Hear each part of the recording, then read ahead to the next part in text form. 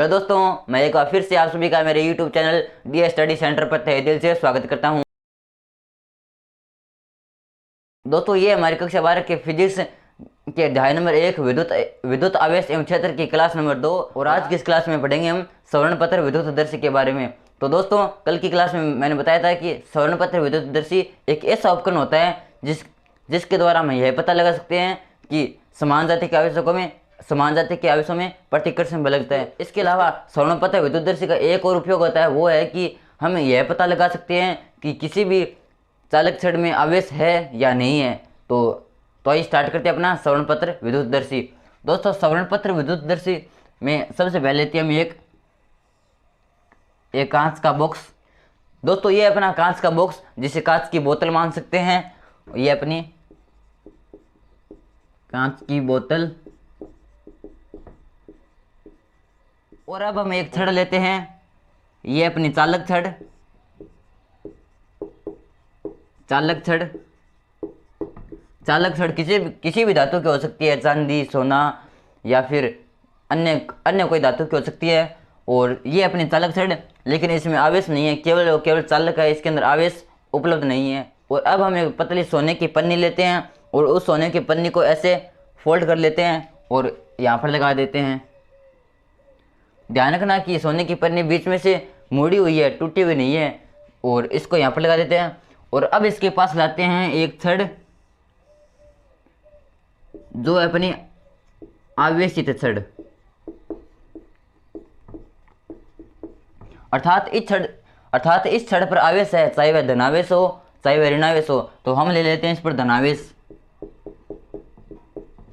ये केवल चालक है, इस पर आवेश नहीं है, और ये अपने आवेशित छड़। तो जब इस चालक छड़ के पास आवेशित छड़ लाते हैं, तो यह आवेश अपना इस चालक छड़ से होता हुआ इस सोने की पन्नी के पास आ जाता है। और सोने की पन्नी के इस साइड धनावेश हो जाएगा और इस साइड धनावेश हो जाएगा, और दोनों तरफ धनावेश हो जाएगा, यानी समान जाति के आवेश हो जाएंगे। तो यह सोने की पन्नी दूर चली जाएगी और इस प्रकार हो जाएगी,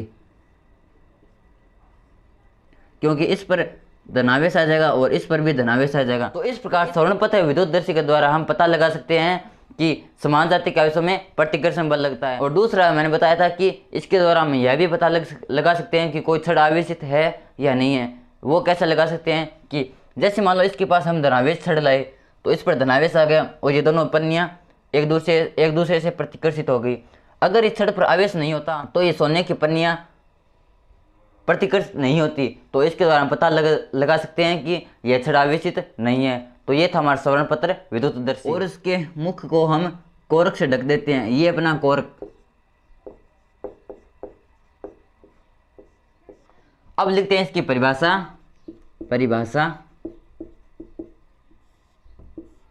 तो परिभाषा में हम लिखेंगे कि स्वर्णपत्र विद्युतदर्शी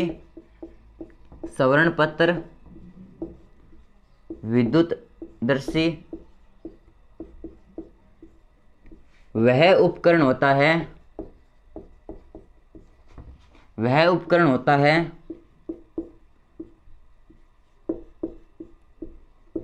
जिसके द्वारा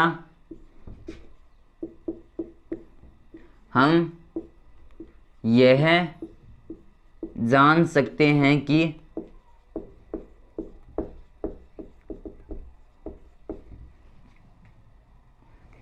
समान जाति के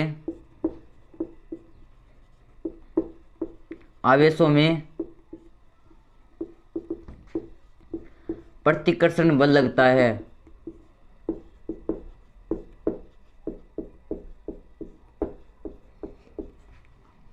तथा साथ ही विद्युत आवेश के संसूचन में भी स्वर्णपत्र विद्युतदर्शी का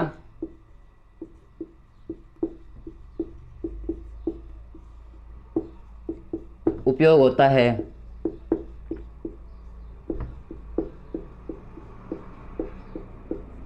विद्युत आवेश के सहज सूचन का मतलब होता है कि किसी भी छड़ पर आवेश उपलब्ध है या नहीं है, उसका पता लगा सकते हैं।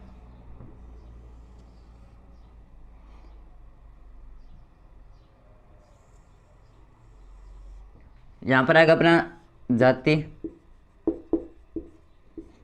तो दोस्तों इस प्रकार ये था हमारा सवर्ण पथ विद्युतदर्शी। और अगली क्लास में हम पढ़ेंगे आवेश उत्पन्न करने की विधियों के बारे में। तो आवेश उत्पन्न करने की विधियां 3 होती है। पहली होती है चालन द्वारा आवेशन, दूसरी होती है घर्षण द्वारा आवेशन, और तीसरी होती है जो सबसे इंपॉर्टेंट है वो है अपनी प्रेरण द्वारा आवेशन। तो दोस्तों वीडियो कैसा लगा? अगर वीडियो अच्छा लगा तो प्लीज़ वीडियो को लाइक करना और चैनल को सब्सक्राइब करना। धन्यवाद।